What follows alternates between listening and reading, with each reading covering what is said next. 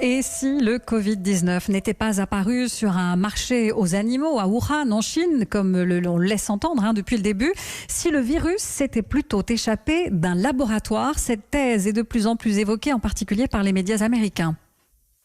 Plusieurs indices laissent penser que la Chine n'aurait pas tout dit. Bonsoir Théo Menneval. Bonsoir.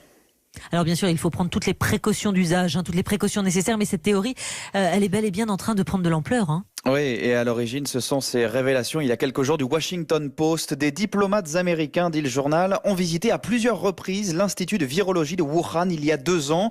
Et ils ont envoyé 2 avertissements officiels à Washington pour alerter sur les carences en matière de sécurité, d'étanchéité si vous voulez, alors qu'y étaient menées des études sur les coronavirus provenant de chauves-souris.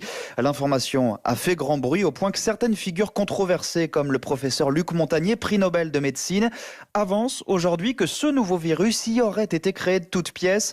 Déclaration fracassante sur le site Pourquoi Docteur. Le génome complet de ce nouveau virus a des séquences d'un autre virus qui est le virus du sida.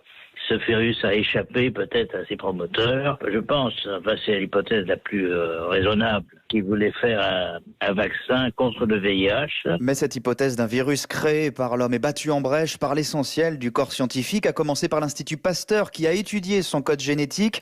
Des points communs avec d'autres virus sont fréquents et rien ne permet de dire ici qu'il y aurait eu intervention humaine, assure un chercheur. Reste cette piste donc d'une fuite par accident. L'historien François Godement est spécialiste de la Chine à l'Institut Montaigne. C'est bien sûr la plus explosive. Elle n'est pas démontrée. Il n'y a pas de preuves. Il y a simplement quelques indices. Premièrement, les premiers cas avérés, attestés d'ailleurs par les Chinois eux-mêmes, ne proviennent pas du fameux marché aux poissons et aux animaux sauvages. Deuxièmement, la Chine ne donne pas accès aux premiers spécimens du virus lui-même. Et la Chine continue d'ailleurs de démentir, mais sans convaincre. Le chef de la diplomatie américaine annonce l'ouverture d'une enquête.